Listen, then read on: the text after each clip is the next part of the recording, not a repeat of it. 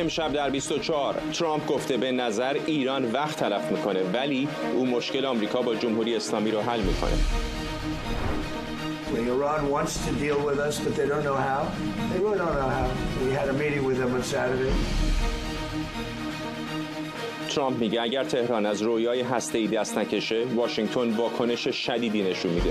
رسانه‌ها از سفر جدی ونس به ایتالیا همزمان با دور دوم مذاکرات در روم خبر میدن.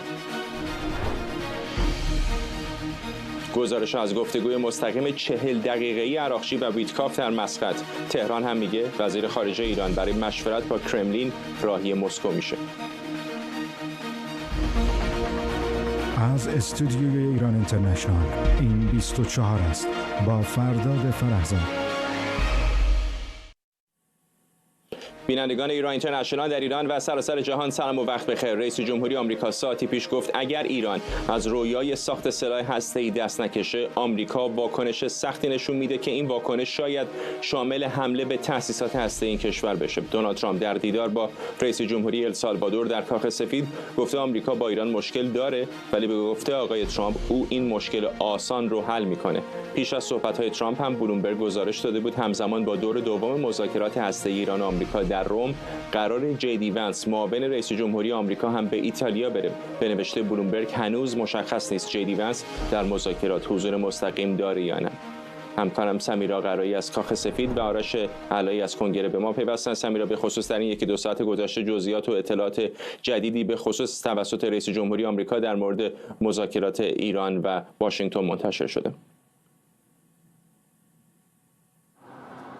فرداد، از روز شنبه که مذاکرات انجام شد آقای ترامپ صحبت کرد، هم شنبه هم یک شنبه و هم امروز طولانی ترین صحبتش راجع به مذاکرات با ایران، دیدارها بین عراقچی و ویتکاف رو انجام داد. روز شنبه گفت که داره خوب پیش میره، بد پیش نمیره، نمیخواد راجبش صحبت بکنه. روز یک شنبه زمانی که از فلوریدا برمیگشت به واشنگتن در ایرفورس وان گفتش که با یک تعدادی، با گروهی از افراد راجع به مسئله ایران صحبت کرده و خیلی زود، خیلی سریع راجع به ایران تصمیم خواهد گرفت. تا امروز صبح آقای ترامپ اینجا در کاخ سفید میزبان آقای بوکله بود، رهبر السالوادور، و در جریان نشستی که با خبرنگاران داشت همراه با آقای بوکله، آقای روبیو هم در اتاق بود، آقای ونس هم در اتاق بود. راجع به ایران ازش سوالاتی پرسیده شد. گفتن شب گذشته تو گفتی که راجع به ایران سریع و فوری تصمیم خواهد گرفت، منظور چه هست؟ آقای ترامپ اشاره کرد به یک نکته مهم و اون این که شاید جمهوری اسلامی در جریان این دیدارها و این گفتگوها داره وقت تلف میکنه. اجازه بده بریم صحبتاش رو بشنویم. فرداد.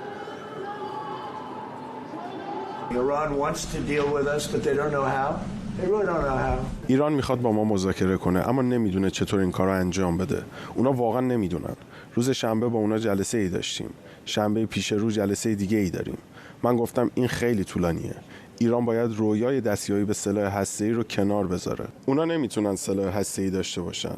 ایشون هم نمیتونه سلاح هسته‌ای داشته باشه. هیچ کسی نمیتونه داشته باشه. فکر میکنم دارن ما رو بازی میدن، چون عادت کردن با آدم‌های احمق در این کشور طرف باشن. اگه من رئیس جمهور بودم هیچ حمله‌ای وجود نداشت. هرگز 7 اکتبر در اسرائیل اتفاق نمیافتاد، چون ایران ورشکسته شده بود. وقتی من رئیس جمهور بودم اونا ورشکسته بودن. نمیخوام این کار رو انجام بدم. میخوام اونا یک ملت ثروتمند و بزرگ باشن. فقط یک واقعیت ساده وجود داره. اونا نمیتونن سلاح هسته‌ای داشته باشن و باید سریع عمل کنن، چون تقریبا دارن به یک سلاحی دسترسی پیدا میکنن و قرار نیست این اتفاق بیفته. اگر مجبور باشیم کاری بسیار سخت انجام بدیم، این کار رو میکنیم. این کار رو نه برای خودمون بلکه برای دنیا انجام میدیم. اینها افرادی رادیکال هستن و نمیتونن سلاح هسته‌ای داشته باشن. این واکنش شامل حمله احتمالی به تأسیسات هسته ایران هم میشه؟ البته که همینطوره. خب فرداد، الان بعد از مذاکراتی که در عمان انجام شد، این اولین باره که آقای ترامپ باز داره از اون بحث گزینه نظامی استفاده میکنه. بحث این که زمانی باقی نمونده راجع به برنامه هسته‌ای ایران بخوان به یک تفاهمی برسند سریع داره میگذره. جمهوری اسلامی باید بیشتر جدیت نشون بده. شنبه‌ای که در پیش رو داریم خیلی دیر هست و باز داره به یک جواب تند، کوبنده و بیرحمانه، هارش، اونطور که خودش از کلمه که استفاده کرده، داره به اون ارجاع انجام میده. میدونیم که مذاکرات شنبه در روم برگزار خواهد شد، یعنی هم از سمت وزیر خارجه ایتالیا یک تاییدیه داریم، هم عراقچی در گفتگو با وزیر خارجه عراق این رو تایید کرده و میدونیم که در یک اتاق انجام خواهد شد و وزیر خارجه عمان آقای البوسعیدی هم در جریان این مذاکرات حاضر خواهد بود. اینها به نظر میرسه چیزهایی است که ایالات متحده این بار در این دور از مذاکرات و گفتگوها به دنبالش بوده. سری قبل عمان و غیر مستقیم خواسته جمهوری اسلامی بود. الان برخی منابع میگن که جمهوری اسلامی وین رو پیشنهاد داده بوده، اما دولت ترامپ به این خاطر که نمیخواستن هیچ گونه نسبت، نزدیکی، آشنایی، هیچ جور یادآوری برجامی در کار باشه با وین موافقت نکردن. سرانجام روم انتخاب شده. سفر خانم ملونی به ایالات متحده از پیش تعیین شده بوده. سفر آقای ونس به ایتالیا هم از پیش تعیین شده بوده. نکته مهم اینه که زمانی که ویتکوف و عراقچی در روم دیدار میکنند، ونس در ایتالیا خواهد بود. همین میتونه یک مقدار توجهات رو معطوف این بکنه که آقای ونس چقدر ممکنه که نقش داشته باشه. آیا او هم درگیری در این مذاکرات خواهد داشت؟ اینا گمان زنی، هیچ خبر موثق و رسمی در این باره وجود نداره. اما راجع به شنبه که گذشت خب اخبار بیشتری داره منتشر میشه. مثلا اسرائیل هیوم داره میگه که دیدار بیش از 40 دقیقه بین ویتکوف و عراقچی قبل از دیدار غیر مستقیم، یعنی جدا شدنشون و رفتنشون توی اون دو تا اتاق انجام شده. از روز گذشته آکسیوس گفته بود و ما میدونستیم که دیدار 45 دقیقه به طول انجام میده و این دو نفر ویتکوف و عراقچی صورت به صورت حرف زدن. آقای عراقچی راجع به تحریما گفته و اینکه چه بکنیم اگر دولت بعدی بخواد دوباره از این توافق بیاد بیرون، چه تضمینی به ما میدید. آقای ویتکوف گفته که شما باید تضمین بدید که برنامه هسته‌ای شما جنبه نظامی نداره، دنبال بمب هسته‌ای نیستید. به نظر میرسه بر اساس اخبار گوناگونی که داره از این ور اون ور منتشر میشه، منابع آگاه میگن دولت ترامپ بجز بحث هسته‌ای تا اینجای کار راجع به موشکی، راجع به نیابتی ها صحبتی نکرده. تضمینی نیست که از این به بعد صحبتی نکنه. چرا؟ به این خاطر که در دور اولی که آقای ترامپ از برجام اومد بیرون، مشخصاً انتقاداتی که به برجام داشت این بود که مشمول نیابتی ها نیست، به این خاطر که برنامه موشکی ایران رو شامل نمیشد. آرش، به نظر میرسه که در این زمان کوتاهی که از مذاکرات اولیه گذشته واکنش‌ها در آمریکا هم بسیار زیاد بوده، از جمله در رسانه‌ها. چه میگن تا اینجا؟ از سنا شروع کنیم. سناتور جان کورنین روی شبکه اجتماعی اکس چند تا مقاله گذاشته حدوداً 7-8 ساعت پیش، همش راجع به ایران بود و یک بخشی هم خودش اضافه کرده. آقای جان کورنین سناتور تگزاس در مورد اینکه چرا جمهوری اسلامی پای میز مذاکره آمده است. آمار اطلاعاتی که از اقتصاد بسیار شکننده جمهوری اسلامی منتشر کرد آقای سناتور و همچنین در گزارش بعدی که وال استریت جورنال داده بود راجع به آیت الله، اینکه چرا الان یک آیت الله اتمی در واقع وال استریت جورنال مقاله زده بود، اونجا هم سناتور به این داستان واکنششان داده بود و زیرش نوشته بود تنها دلیلی که جمهوری اسلامی پای میز مذاکره آمده است این است که دونالد ترامپ رئیس جمهوری آمریکا تهدید واقعی نظامی روی میز گذاشته است. و اینجا برخی دیگر از جمهوری خواهان نزدیک به آقای ترامپ هم این داستان رو تکرار کردن. سناتور جان هوون از ایالت نورت داکوتا با فاکس نیوز صحبت کرد، من داشتم نگاه می‌کردم و ایشون داشت توضیح می‌داد که تحت فشار گذاشتن جمهوری اسلامی و تهدیدات نظامی دولت ترامپ تنها به خاک ایران محدود نیست. ایشون میگفت که حملات به هوتی‌ها مستقیم حمله کردن به منافع جمهوری اسلامی و منافع سپاه هست و ایشون میگفت همین الان هم دونالد ترامپ جنگ را علیه جمهوری اسلامی آغاز کرده است. از طرف دیگر مطبوعات، حالا بخشای از مطبوعات، بیشتر مطبوعات مینستریم میدیا جریان هستی نزدیک دموکرات ها هستن، اونا فقط خبرهایی رو میدن که در واقع از توی پرسپکتیو اونها منتشر می شود. اما مطبوعات نزدیک به ترامپ چه میگویند؟ مطبوعات نزدیک به ماگا چه میگویند؟ الان از زمانی که این مذاکرات انجام شده است، مطبوعات نزدیک به ماگا میگویند اسرائیل به شدت ناخوشنود است از این مذاکرات. یادمون نره بخش بزرگی از ماگا به اسرائیل شک دارد. بخش بزرگی از ماگا Make America Great Again باور دارد که بسیاری از سیاستمدارانی که اینجا در کنگره آمریکا هستند در جیب سیاستمداران پول میریزند. در واقع سیاستمداران در جیب اونها هستند و نظر خوشی به اسرائیل ندارند و الان پشت سر هم صحبت‌های از این می‌شود در این مطبوعات در مورد اینکه اسرائیل می‌خواهد ایالات متحده را فشار بدهد و منصرف کند از اینکه یک قراردادی با جمهوری اسلامی بخواهد در واقع منعقد کند که بحث هسته‌ای به قول شما 4 سال بیفتد عقب‌تر و فقط دولت جمهوری اسلامی و نظام جمهوری اسلامی وایسن تا این ساعت یکی این ساعت‌ها بگذرد و دونالد ترامپ از کاخ سفید برود، از این ستون به اون ستون فرج می‌شود.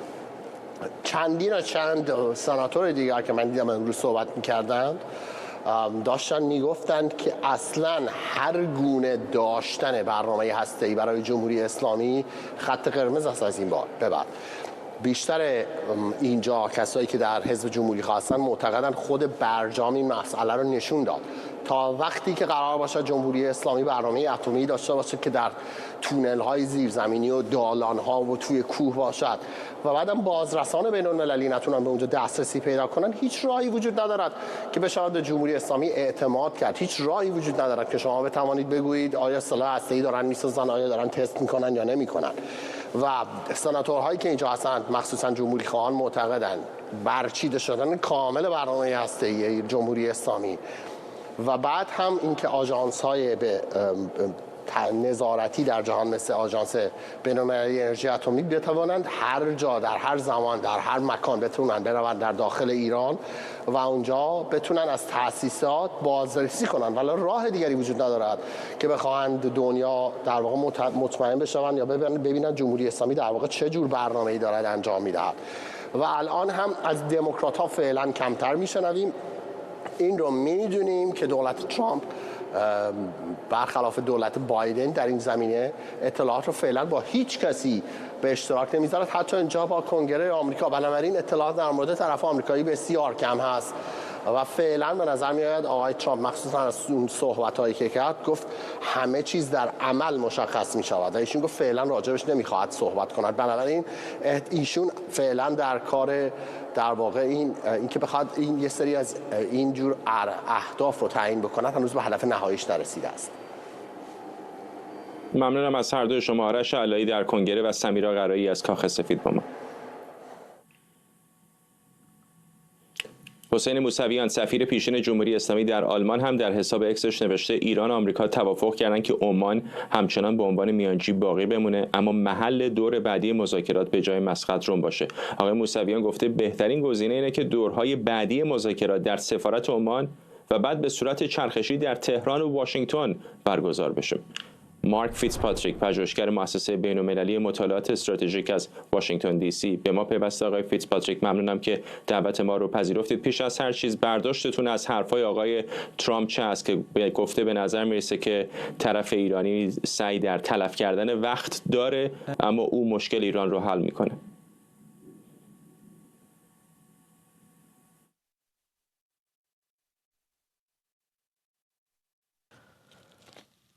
Oh, well, first of all, thank you for having me. I think this is a kind of natural. خیلی متشکرم از دعوت شما. فکر می‌کنم که این تا حدی طبیعیه چنین چیزی که پرزیدنت ترامپ بگه برای اینکه فشار بیشتری به ایران بیاره که به سرعت به یک توافقی برسه.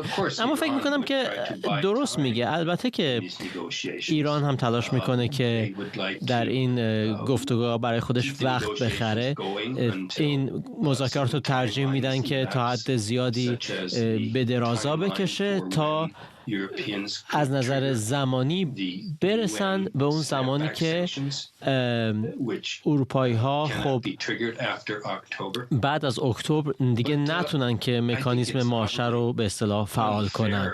اما این به نظرم خیلی منصفانه نیست که ترامپ گفته که ایران داره وقت کشی میکنه، برای اینکه گفتگوها تازه همین الان شروع شده و خب اینها وقت میبره. مسائل بسیار بغرنجی است که باید در موردش صحبت کنن. احتمال شکست بالاست چون خیلی ها میگن نقاطی که آقای ترامپ روشون تمرکز داره خواستای خیلی حداکثری است که جمهوری اسلامی نمیتونه به این راحتی ها بپذیره.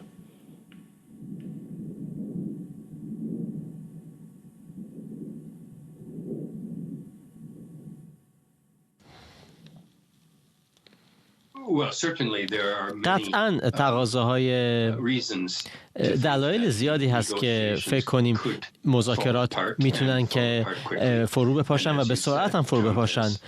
همونطور که اشاره کردید برخی از خواستهای ترامپ فکر نمی کنم که ایران اونها رو بتونه بپذیره. اما از سوی دیگر دونالد ترامپ یک مذاکره کننده ماهر هست، یک فرد اهل معامله است و نشون داده که حاضر هست از اصول خودش تا حدی عقب نشینی کنه، موضع خودش رو حتی کاملا تغییر بده و امتیاز بده، همونطور که در مورد تعرفه‌های تجاری اخیراً شاهد بودیم. بنابراین فکر نمی کنم که این مذاکرات خیلی به سرعت از هم فرو بپاشند به خاطر ناشکیبایی دونالد ترامپ، به خاطر اینکه ترامپ اونها رو به خاتمه ببره، برای اینکه او تلاش خواهد کرد که به یک توافقی برسه.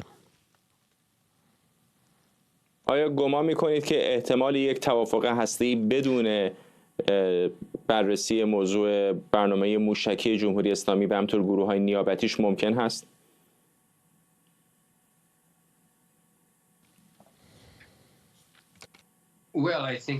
خب فکر میکنم که این تنها راهی باشه که بتونن به توافق برسن، تنها به شرطی که توافق فقط به مسئله هسته‌ای بپردازه. خب ما قبلا هم با این مسئله مواجه بودیم در سال 2015 وقتی که اولین توافق هسته‌ای حاصل شد و اون توافق هم فقط به مسئله هسته‌ای پرداخته بود، برای اینکه ایران به هیچ وجه حاضر نبود که به دیگر مسائل بپردازه. و خب امروز باز هم دلیل نداریم که فکر کنیم ایران بخواد درباره نیابتی‌هاش صحبت کنه، چون که این نیابتی‌ها دیگه مسئله‌ای به شمار نمیان. اما در مورد مسئله موشکی، خب آمریکا خیلی مایل هست که برنامه موشکی ایران رو محدود کنه، اما برداشت من از موضع ایران اینه که این کاملا غیر قابل قبول هست برای ایران. از نظر ایران برنامه موشکیش یک جزء اساسی و بخش عمده از مبحث بازدارندگی این کشوره. بنابراین اگر که ایران در مورد برنامه هسته‌ای خودش حاضر بشه که امتیاز بده، بعیده که بخواد در مورد برنامه موشکیش همچنین کنه. و بدون شک نقش اسرائیل بسیار کلیدی است. آیا فکر می‌کنید که اونها به یک توافق شبیه برجام حالا کمی سفت و سخت‌تر رضایت خواهند داد؟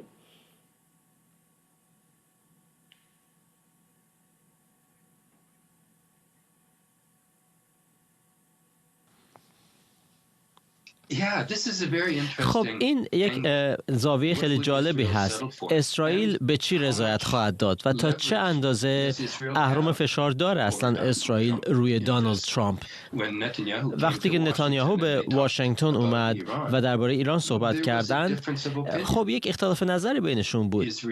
اسرائیل خواستش اینه که یک چیز غیر ممکن رو میخواد که ایران همه برنامه هسته‌ای خودش و موشکاش رو و دیگر مسائل رو ازشون دست بکشه و فکر میکنم که ترامپ با اونها کاملا همسو نیست با نتانیاهو.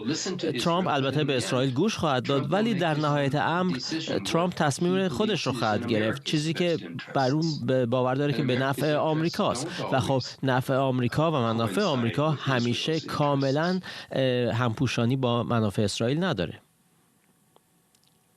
ممنونم از شما. مارک فیتزپاتریک، پژوهشگر مؤسسه بین‌المللی مطالعات استراتژیک از واشنگتن دی سی با ما. جمشید برزگر، روزنامه‌نگار و تحلیلگر سیاسی هم از لندن، و شکریا برادوس، پژوهشگر امنیت بین‌الملل و سیاست خارجی از واشنگتن به ما پیوستند. با خانم برادوس شروع می‌کنم و این نکته آقای ترامپ که گفت به نظر میرسه طرف ایرانی دنبال وقت تلف کردن هست، این کمی متفاوت است با اظهارات اولیه او که گفته بود مذاکرات خیلی خوب پیش میره.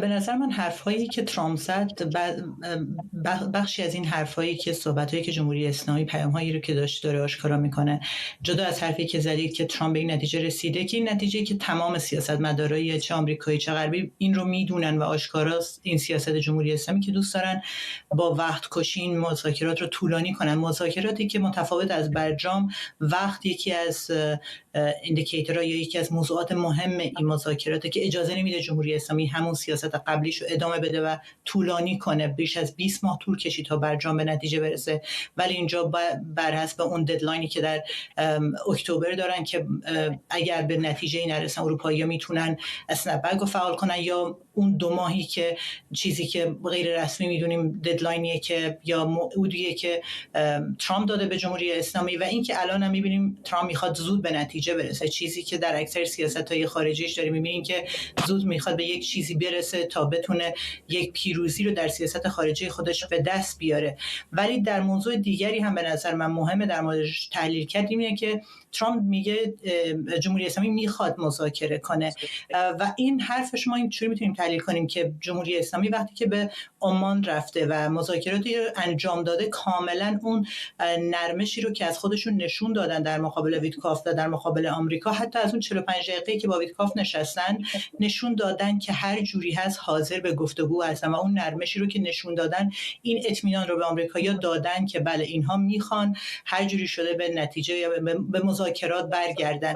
و اینکه مذاکرات رو آوردن در روم گذاشتن، میشه در موردش توضیح داد که چرا اصلا روم رو انتخاب کرده آمریکا، و حتی خود جمهوری اسلامی هم روم رو قبول کرده. رومی که ایتالیایی که میدونیم الان به عنوان یک پلی بین اروپا و آمریکا و اون رابطه‌ای که نخست وزیرش داره با دولت ترامپ در مورد دیدگاه‌های چه سیاست داخلی ایتالیا و در مورد حتی در گذشته هم میدونیم خب توافقاتی بین جمهوری اسلامی و روم بوده. وقتی که آخرین پرونده‌ای که داشتیم پرونده اون روزنامه‌نگار ایتالیایی بود که در تهران بود و محمد عابدینی که در ایتالیا بود و جورجیا ملونی رفت چند ساعت به آمریکا رفت و بعد از اون بود که عابدینی رو آزاد کرد ایتالیا، چون قرار بود استعداد بشه به آمریکا. یعنی این تجربه هایی رو که ما داریم حتی در مورد روم هم نشون میده که آمریکا دوست داره روم باشه و جمهوری اسلامی هم دوست داره که روم باشه در این دور دوم مذاکرات. ولی چیزی که تا الان با اون میدونیم خب جمهوری اسلامی هیچ وقت منبع موثق نبوده برای به دست آوردن آمار و داده ها که ما بخوایم تحلیل کنیم. همیشه منتظریم طرف غربی مخصوصا آمریکا یک حرفی بزنه که ما بتونیم تحلیل کنیم. تحلیلاتی که تا الان بعد از آخرین صحبت‌های ترامپ هست اینو میگه که جمهوری اسلامی اون نرمش رو نشون داده. آقای برزگر، این عجله‌ای که به نظر میرسه آقای ترامپ داره و حتی فاصله یک هفته‌ای به نظر میاد که برای او بسیار زمان زیادی هست، چقدر جمهوری اسلامی رو در تنگنا قرار خواهد داد برای مذاکرات؟ به طور خیلی خیلی جدی. ببینید مذاکرات هسته‌ای بیش از 20 سال هست که ادامه داره. از ابتدای در واقع قرن 21 ما این موضوع رو داشتیم و مهمترین مسئله سیاست خارجی جمهوری اسلامی بوده، تا الان هم ادامه پیدا کرده. بنابراین غرب کاملا دست به جمهوری اسلامی رو خونده که چگونه در واقع در این مذاکرات زمان میخره و کار خودش رو عملا پیش میبره. مضافه بر این هیچ وقت برنامه هستی جمهوری اسلامی تا این زمان تا این اندازه پیش نرفته بود. این حرفی است که همین امروز ترامپ هم به اون اشاره کرد که بسیار نزدیک هستن و زمانی باقی نمونده، به خصوص اینکه غروب برجام و به هر حال اون مهلت فعال کردن مکانیسم ماشه هم رو به پایان هست و خب اگر تا چند هفته یا یکی دو ماه آینده که سه کشور اروپایی که الان در دورترین فاصله از این مذاکرات قرار دارن در طول این 2 دهه و خیلی هم ناخرسند و ناراضی هستن از این موضوع، به زمان چندانی برای فعال کردن اون باقی نمونده. به نظر میرسه که الان ترامپ به دنبال اون نیست. میبینید که ویتکاف رو در واقع برای مذاکرات فرستاده. حالا جدا از این که جی دی ونس در این مذاکرات شنبه در روم شرکت بکنه یا نه، ولی مشخص هست کسانی که دیدگاه‌های تندتری دارن در دولت ترامپ مثل والتز، مثل مارکو روبیو، اینها کاملا الان از این مذاکرات برکنار هستند و طیفی داره این مذاکرات رو پیش میبره که خواستار نوعی مذاکره و در واقع رسیدن به یک توافق هست و این توافق هم بر اساس اون چیزی که تا الان از دو طرف منتشر شده محدود مونده بر پرونده هستی. در صحبت‌های اخیر ترامپ نمی‌بینیم که به مسئله نیروهای نیابتی یا به برنامه موشکی اساساً اشاره‌ای کرده باشه، در حالی که در کارزار انتخاباتی خودش و حتی پس از اون در 16 بهمن ماه وقتی که اون فرمان اجرایی رو برای از سرگیری کارزار یا سیاست فشار حداکثری امضا کرد، در مقدمه اون فرمان به صراحت به این سه مسئله اشاره شده بود و در واقع اقدامات تنبیهی یا اعمال تحریم ها مرتبط بود با هر سه برنامه، یعنی برنامه هستی، برنامه موشکی و نفوذ منطقی و گروه‌های نیابتی. الان می‌بینیم که در صحبت‌هایی که ترامپ داره می‌کنه متمرکز هست بر برنامه هستی و حتی از برچیدن کامل برنامه هستی هم الان دست کم الان صحبت نمی‌کنه. صحبتی که داره می‌کنه این هستش که جمهوری اسلامی نمی‌تواند سلاح هستی داشته باشه. این خب در واقع موضوعی متفاوت هست. فکر می‌کنم این موضوع برای جمهوری اسلامی قابل پذیرش هست. این رو میپذیره که در واقع روی برنامه هستی کما اینکه در گذشته هم توافق کرده بود توافق بکنه با این شرط که تحریم ها برداشته بشه و از این تنگنا و فشار اقتصادی رها بشه. این هم نوعی زمان خریدن هست از نگاه علی خامنه ای و فرماندهان سپاه. به اونها فکر میکنن که همینطور که رؤسای جمهوری قبلی آمدند و رفتن، این دوره رو هم میشه از سر گذرون، در واقع امتیازاتی رو گرفت. این دوره رو مخصوصا با توجه به تنگناها و فشارهای داخلی که وجود داره در داخل بتونن این رو به عقب بیاندازن، بحرانها رو به تعویق بیاندازن، به اعتراضات رو بتونن مانعش بشن یا با واکنش کمتر جهانی اعتراضات احتمالی آینده رو سرکوب بکنن و این دوره رو از سر بگذرونن. بنابراین به نظر میرسه که جمهوری اسلامی هم این رو داره پیش میبره و میدونه که زمان چندانی نداره و این مسئله رو در مسقط توانسته عراقچی به ویتکاف در واقع بقبولانه که جمهوری اسلامی جدی هستش. یک نشانه دیگر هم سفر روز چهارشنبه آقای گروسی به تهران هست، مدیر کل آژانس بین‌المللی انرژی اتمی، که ناگهان در واقع تاریخ این سفر اعلام شد. حتی تا هفته پیش خود آقای گروسی صحبت کرده بود که امیدواره که به ایران دعوت بشه و بره و در این مورد صحبتی مطرح نشده بود، زمانی در واقع عنوان نشده بود. الان می‌بینیم که یکی در واقع 2-3 روز قبل از دور دوم مذاکرات آقای گروسی به تهران میره و احتمالاً در اونجا توافق‌های فنی صورت میگیره برای بازرسی‌های گسترده‌تر و بیشتر و در واقع راستی آزمایی‌هایی که بتونه پشتوانه فنی برای مذاکرات در دور دوم در روز شنبه و احتمالاً دورهای آینده فراهم کنه. جمهوری اسلامی این انعطاف رو داره از خودش نشون میده که برنامه هستی خودش رو محدود بکنه، کنترل بکنه، این نگرانی‌ها رو کاهش بده، به ویژه اینکه 3 کشور اروپایی هم از این دایره خارج شدن. خانم برادوس، اما به نظر میسه که هنوز کف و سقف خواسته‌های آمریکایی‌ها خیلی روشن نیست. آقای هکست وزیر دفاع امروز در گفتگو با فاکس نیوز حرف از این میزنه که کاملا باید برنامه هسته ایران برچیده بشه. آقای ویتکاف در گفتگو با وال استریت ژورنال حرف از این میزنه که ایالات متحده حاضر امتیازاتی بده. آقای ترامپ هم خودش بارها گفته که تنها خواسته او دست نیافتن جمهوری اسلامی به سلاح هسته‌ای است. چه میشه فهمید از لابلای خطوط حرف‌های مقامات آمریکایی؟ به نظر من نباید گفت که اختلافی وجود داره بین کابینه ترامپ در اینکه چگونه با برنامه هسته جمهوری اسلامی رفتار کرد، چون که چیزی که در این کابینه می‌بینیم، مثلا این مسابقه که گفتی من هم نگاه کردم، در این کابینه وزیر دفاع یا وزیر امور خارجه تمام وقتی صحبت میکنن از سیاست‌های ترامپ میگن خب ترامپ این سیاستی که داره، یعنی بیشتر از اینکه در مورد خودشون افکار خودشون بگن، در مورد سیاستیه که ترامپ اونها رو مأمور کرده، چیزی که دقیقاً وزیر خارجه در این مسابقه گفت، مأمورم که این رو انجام بدن، یعنی این رو کاملا بر حسب اون سیاست‌های ترامپ دارن جلو میبرن. چیزی که در مورد جمهوری اسلامی حرکت ویتکاف یا بقیه اعضای این کابینه دارن صحبت میکنن، به نظر من بیشتر یک بازی شطرنج قوی دارن بازی میکنن که سربازها رو جلو میبرن، طرف مقابل داره تمام وزیر رو هر چه قدرت هست رو داره حرکت میده و مطمئنا آمریکا یا طرف قوی این دور شطرنج تمام مقامات خودشون رو ثابت نگه داشتن، بدونن اون سربازی که الان در تیم حریف شده، یک وزیر حتی که ویتکوف منظورم هست، میتونه خامنه ای رو یا پادشاه اون طرفا کیش و مات کردن. من اینجوری این موضوع آمریکا و مذاکرات رو میبینم. چیزی که الان هست، مثلا اگر نظر بگیم تمام نیروهایی که وارد جزیره گارسیا شدن، اینها بر حسب همون فشارهایی هستن که از نظر نظامی هم وارد میکنن و مطمئنا یک دست بودن و همراه بودن سیاست کابینه ترامپ رو نشون میده.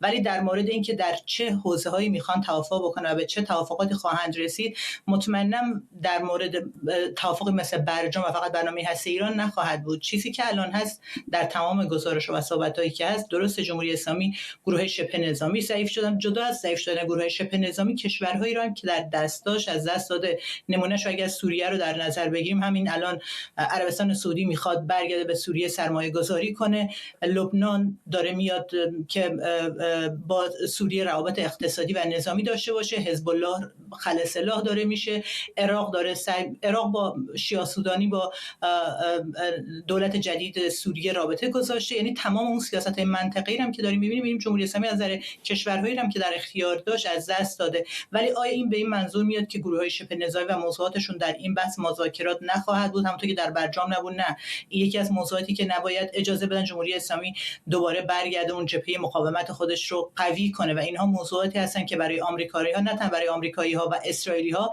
برای کشورهای منطقه هم پیمان‌های قوی برای ترامپ، مثلا برای عربستان سعودی مهم هست. و متفاوت از دوره برجام و اوباما که عربستان نه کشورهای حوزه خلیج فارس نه اسرائیل در بحث و مباحث بین آمریکا و ایران نبودن، این بار متفاوت تمام این کشورها در این مباحث هستن و اطلاع دارن در این دور مذاکرات چه چیزی مذاکراتی چه مذاکراتی صورت میگیره. برای همین هم هست به نظر من در محتوای این مذاکرات تمام این موضوعاتی که مطرح هست برای اروپایی‌ها، برای کشورهای خاورمیانه، برای اسرائیل و آمریکا، اینها رو مطرح خواهند کرد. ممنونم از هر دوی شما. شکریا برادوس، پژوهشگر امنیت بین الملل و سیاست خارجی از واشنگتن، و جمشید برزگر، روزنامه‌نگار و تحلیلگر سیاسی از لندن. روزنامه اسرائیل هیوم در گزارشی نوشته عباس عراقچی، وزیر خارجه ایران، و استیو ویتکاف، فرستاده ویژه آمریکا، شنبه در مسقط عمان به صورت مستقیم و به مدت 40 دقیقه درباره مسائل هسته‌ای گفتگو کردند. این گزارش میگه این دیدار که به ظاهر تصادفی طراحی شده بود با حضور وزیر خارجه عمان برگزار شده، اما منابعی به اسرائیل هیوم تایید کردند که دیدار مستقیم از پیش برنامه‌ریزی شده بود.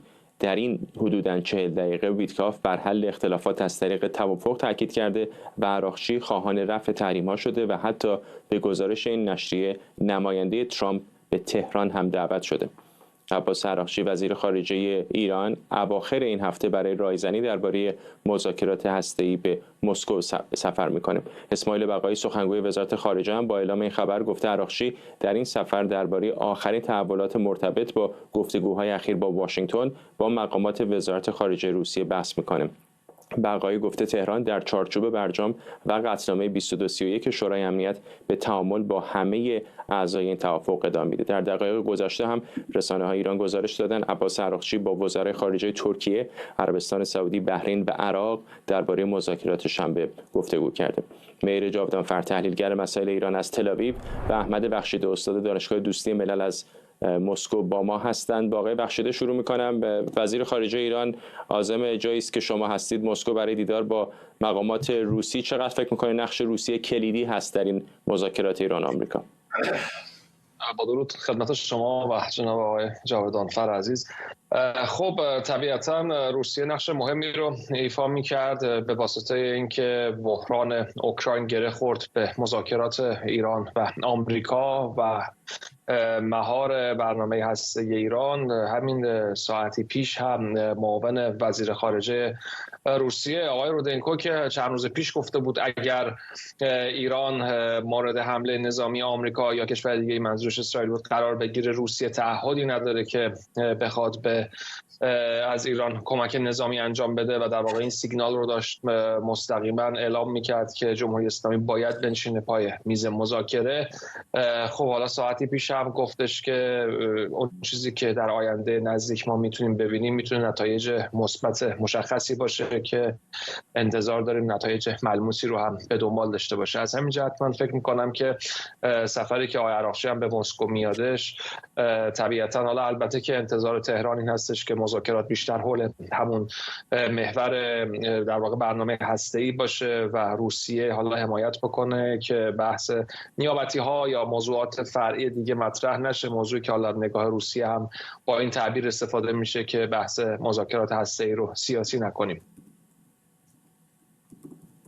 آقای جاودانفر، این که حالا برنامه ریزی شده یا برنامه ریزی نشده حدود 40 دقیقه، فقط هم اسرائیل هیوم نیست، نشریات دیگر مثل آکسیوس هم این رو گزارش دادن که 40-45 دقیقه دو طرف با هم صحبت کردن. اینکه این گفتگوی مستقیم صورت گرفته چقدر به نظرتون کلیدیه؟ کلیدی هستش. مسئله اینجاست که راجع به چی حرف زدن. مسئله اینجاست که چهارچوب این گفتگو چی بوده. از دیدگاه اسرائیل اگر این دو نفر به یک توافقی رسیدن که برنامه اتمی ایران کاملا متلاشی نشه مانند برنامه اتمی لیبی، پس فرقی نداره اگه اونها 4 دقیقه 40 دقیقه یا 4 ساعت با هم صحبت کردن. این مسائل جزئی‌تر هستش. مسائل چیزی که مهم هست محتوای این گفتگو هست و خبرهایی که تازه چاپ شده که میگن که به آقای ویتکوف که حتی میتونه بیاد به ایران و ایشون هنوز جواب نداده که خیلی جالبه، و اظهارات آقای پزشکیان که ایشون نقل قول کردن از ولی فقیه ایران که رهبر ایران مشکلی ندارن که اگر که شرکت‌های آمریکایی بیان تو ایران سرمایه گذاری بکنن. واقعا اگه این صحت داشته باشه ما شاهد یک تغییر استراتژیک در تهران، البته احتمالی، ولی اینها چیزهایی هستش که تا ما نشنیدیم. فراموش نکنیم که در زمان آقای روحانی بعد از برجام یک رستوران کنتاکی فراید چیکن ترکی، نه از خود آمریکا، یه شعبه‌ای که بدل آمریکاییش بوده که حلال بوده در تهران باز شد، 1 روز دوام داشت، فقط 1 روز، بعد بستنش، گفتن ما فرهنگ و نفوذ آمریکایی نمیخوایم. و اینا جالب هستش. به نظر من اینها مهمتر هستش تا اینکه آیا این چند دقیقه با هم دیگه صحبت کردن. و ببخشید من فراموش کردم عرض ادب بکنم خدمت جناب آقای بخشیده و شما. آقای بخشیده، روسیه فقط یک ناظر بی‌طرف الزاماً نیست. جمهوری اسلامی یک اهرم مذاکراتی برای روسیه در دعواهای دیگرش با طرفهای غربی به خصوص آمریکا هم بوده. آیا فکر میکنید واقعا اگر حالا در تئوری ایالات متحده و ایران بخوان به یک توافقی برسن که دو کشور رو به هم نزدیکتر بکنه، که خود این هم یک تصور حالا خیلی دوردست هست، آیا روسیه به این راحتی ها رضایت خواهد داد به چنین توافقی؟ روسیه چاره‌ای نداره. روسیه توجه داشته باشیم اون چیزی که در سوریه اتفاق افتاد اون رو هم چاره‌ای نداشت و از همین جهت اتفاق افتاد. شما نمیتونین پای یک میز مذاکره بنشینید و بخواین که همه خواسته های شما انجام بشه و هیچ امتیازی هم ندین. خب این همون نکته‌ایه که روسیه رو به این جا رسوند که سوریه رو ناچار شد از دست بده. در قبال جمهوری اسلامی هم به هر حال این شما می‌بینید وقتی که بحران کارائیب هم می‌خواستش تموم بشه، شوروی و آمریکا وقتی سرانشون نشستن با هم صحبت کردن که فقط در مورد کوبا صحبت نکردن، در مورد موضوعات دیگه از جمله بحث موشک‌های در ایتالیا یا ترکیه هم صحبت کردن. امروز هم همینطوره. روسیه میدونه که اگر بخواد که بازی رو برهم بزنه یا نخواد همراهی بکنه با سیاست‌های آمریکا در قبال مهار جمهوری اسلامی ایران، خب طبیعتاً امتیازهایی رو که میخواد در اوکراین بگیره نمیتونه به اون نتیجه برسه. از همین جهت هم شما میبینید که اساساً مذاکرات اوکراین از ابتدا هم گره میخوره با آقای ویتکاف. آقای ویتکافی که نماینده آقای ترامپ در امور خاورمیانه هستش، یعنی نه شخص آقای کیتکوف که نماینده او در موضوع اوکراین هستش. از همین جهت من فکر میکنم که روسیه قطعاً صحبت‌های آقای معاون وزیر خارجه روسیه که گفت این آقای آندری رودنکو هم همین موضوع رو نشون میداد، حداقل سیاست صریح روسیه رو نشون میداد که امروز مهمترین چیزی که برای او هست اینه که روابط خودش رو با ایالات متحده بتونه کاهش تنش رو دنبال بکنه، بتونه تحریم ها رو از سطح روسیه حداقل بتونه تخفیف هایی بگیره و مهمتر از همه این که در بحران اوکراین بتونه به یک صلح برسه و سرزمین هایی رو هم که در خانش خودش الحاق کرده نگه داره. پس در اینجا اولویت ایران میشه اولویت دوم یا حتی چندم او که قطعا سوریه میتونست اولویت بالاتری هم نسبت به ایران باشه چون روسیه در اونجا پایگاه نظامی هم داشتش. آقای جاودانفر، همین یکی دو روز پیش شما توییتی زدید با این مضمون که آقای عراقچی آقای بیتکاف رو دیدی شابات شلوم یادت نره، طبیعتا اشاره به یهودی تبار بودن آقای بیتکاف کردید. چقدر فکر میکنید که دولت اسرائیل امید بسته به آقای بیتکاف؟ چون خیلی ها میگن آقای بیتکاف خیلی چهره‌ای نرمخو هست به خصوص در معاملات بین‌المللی و بسیاری از خیلی از چهره‌های دست راستی تر در اسرائیل همین الان هم دارن ابراز نگرانی میکنن از امتیازاتی که احتمال داره او بخواد به تهران بده.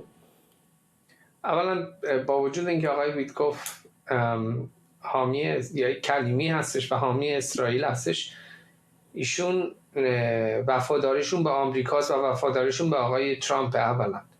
ولی دوما نقطه که شما واقعا الان مطرح کردید بسیار مهمه. اتفاقا امروز من از صبح تا حالا 3 تا مصاحبه مختلف با رسانه‌های اسرائیلی داشتم به زبان عبری.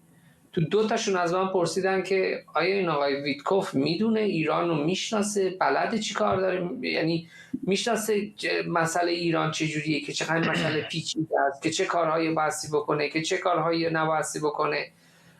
چون تا اونجایی که اسرائیلی البته تو مطبوعات میبینن کسانی که در تیم ایشون هستن به اندازه کافی کارشناس ایران دیده نمیشه و این نگرانی در اسرائیل واقعا وجود داره که آقای ویتکاف واقعا شاید به اندازه کافی تواناییشو نداشته باشه که واقعا چیزهای پیچیده برنامه هسته‌ای ایران رو بفهمه تا بتونه تا بتونه از اونها استفاده بکنه، تا برای رسیدن به یک توافقی که واقعا به نفع همه هست، شامل اسرائیل. آقای بخشید، شما چه فکر میکنید در مورد نقشی که اسرائیل بازی خواهد کرد در این مذاکرات، به خصوص با توجه به روابط حسنه‌ای که با مسکو داره؟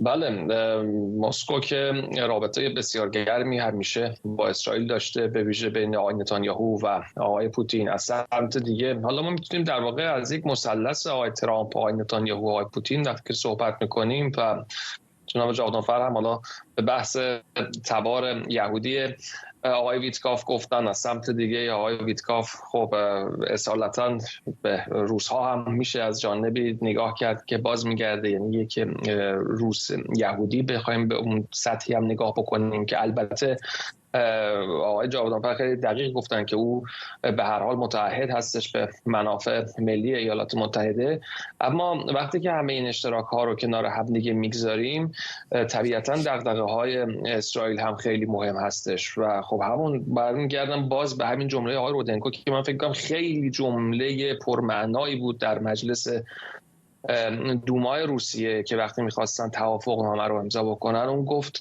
که چه آمریکا و چه هر کشور دیگه ای که مشخص منظورش اسرائیل اگر بخواد حمله‌ای بکنه به ایران، روسیه متعهد نیستش که بخواد به ایران کمک نظامی بکنه. یک پیام صریحی رو نه فقط به جمهوری اسلامی داشت، بلکه روسیه همین پیام صریح رو هم به تل‌آویو داد هم به واشنگتن داد که حداقلش این هست که اگر اتفاقی بیفته تمایلی نداره که بخواد خودش رو درگیر این تقابل بکنه. این فکر میکنم میتونست صریح ترین پیام باشه و از همین جهت روسیه امروز حتما دنبال این هستش که کاهش تنش شکل بگیره حتما دنبال این هستش که بتونه مدیریت بکنه، چون اگر که جمهوری اسلامی با هر سرنوشتی چه حمله نظامی قرار بگیره چه با در واقع فروپاشی از داخل قرار بگیره، طبیعتا دیگه روسیه میتونه اون آخرین شریک نظامی خودش در خاورمیانه رو هم وقت از دست بده. از همین جهت به نظر من روسیه همین سیاستی رو که با شدت داره دنبال میکنه که بحث مهار هسته‌ای جمهوری اسلامی باشه و کاهش تنشش با اسرائیل رو همین سیاست میسته که حالا هم طرف جمهوری اسلامی رو داشته باشه برای ادامه همکاری‌هاش، همین که بتونه شرکای خودش از جمله اسرائیل رو راضی نگه داره. ممنونم از هر دوی شما. احمد بخشیده استاد دانشگاه دوستی ملل روسیه از مسکو و مهیر جاودانفر تحلیلگر مسائل اسرائیل از تل‌آویو با ما. و ممنونم از شما که بیننده این بخش از برنامه 24 امشب بودید. این برنامه رو کمی دیرتر میتونید در یوتیوب دوباره ببینید.